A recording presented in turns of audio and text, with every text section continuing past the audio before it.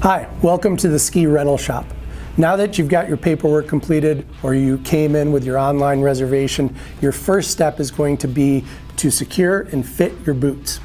That might happen with a rental associate, or it might be up to you to go ahead and find the boot that fits you the best. It's important to know a few things about the boot before you start that process. When we look at a ski boot, there's a heel to the boot, there's a toe to the boot. You could have 4 buckles, you could have 3 buckles. There's different combinations on different boot models that you'll find out on the market. You might have a Velcro power strap on the boot, you might not. There's an internal liner and there's an external shell to the boot. These are all important features to know before you put the boot on yourself.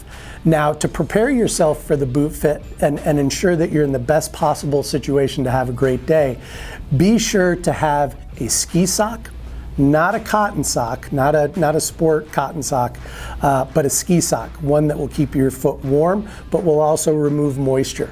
The boot will keep you warm, the sock will wick that moisture away from your foot. So it's worthwhile investing in a good pair of ski socks. You also want to ensure that when you put your foot in the boot, the only thing that's in the boot itself is your ski sock. You don't have long underwear layers in there, you don't have stirrups from a ski pant in there. The only thing all the way up to the top of the boot that should be in the boot is your foot and a nice ski sock. So let's start by measuring the foot. You can use a measuring device if you're self-serve. Otherwise, the rental associate will help you measure the foot. You will find that the measuring will be a little bit different than what your shoe size is. So it's important that you measure your foot because shoe size and boot sizes do not always correlate. Once you've selected your boot, you want to make sure and open all of the buckles before you try and put the boot on. And sometimes you can give the buckle even a little bit of turn to ensure that it does not re-hook and attach itself to the catch while you're putting the buckle or the boot on the foot. From there, we're going to go ahead and insert the foot into the boot. It's important to use 2 hands when you're opening the boot. One hand on the tongue, the other hand on the cuff. You're spreading the boot apart to give yourself as much room to get your foot in there as you can. Now, a lot of times it's easier to stand up like Marshall's doing here. Insert that foot in there. Now, once you've inserted the foot in the boot, we do expect you to feel your toe lightly touching the toe of the boot. That's okay, that's a good sign. To pull the heel back, the first thing you want to do is go ahead and kick your heel back aggressively in the boot. There you go, a good couple of kicks. That'll seat that heel back. You'll start to feel some room opening up around the toes. The next step that you want to do is start buckling the boot with the top 2 buckles.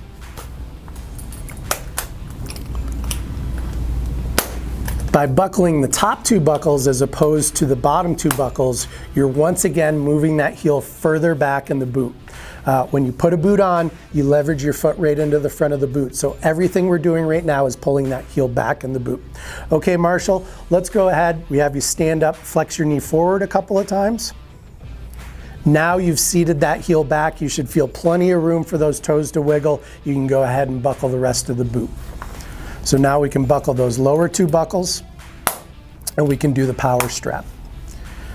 Now, when we're talking about a boot fit, it's important to know that a boot should fit snug. You don't want it to fit loose like your Crocs or your slippers. You want it to feel snug, almost like a hiking boot would, because the more movement you have in the boot, the less control you have over your skis. The most critical area of the boot fit is the heel and the ankle area.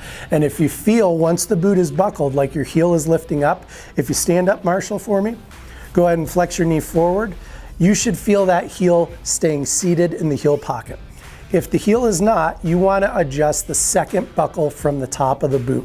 That is where all of your heel restraint is located. So go ahead, tighten that buckle. You may have to tighten the upper buckle and the power strap after you do that, but that is critical to you keeping your heel down. Remember that buckle when you're out on the hill, and after time, the boot will loosen up. If you feel that heel lifting up, always go to that second buckle from the top to ensure that you're keeping your heel seated. A good way of thinking about your boot fit is like steering a car.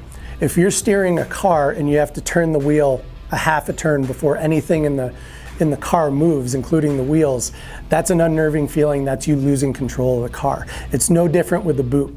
If you have a lot of movement and your foot is moving in the boot, the more you move, the less control you're getting over those skis, and that foot has to stop before the ski reacts. So you want to make sure that that's a nice snug fit that's going to keep you comfortable and allow you to have the best control over the ski all day long.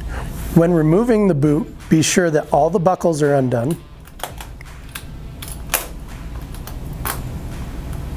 Also ensure that any power strap is open and fully pulled out of its loop.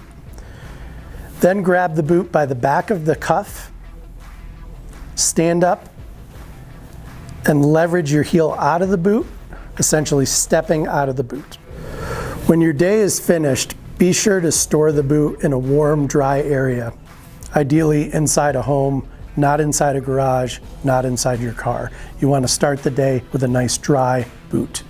Avoid putting it next to a heater or any type of open flame, as you could melt the boot. Now that you've got your boot fit and selected, you're ready to move on to the next station and get your skis.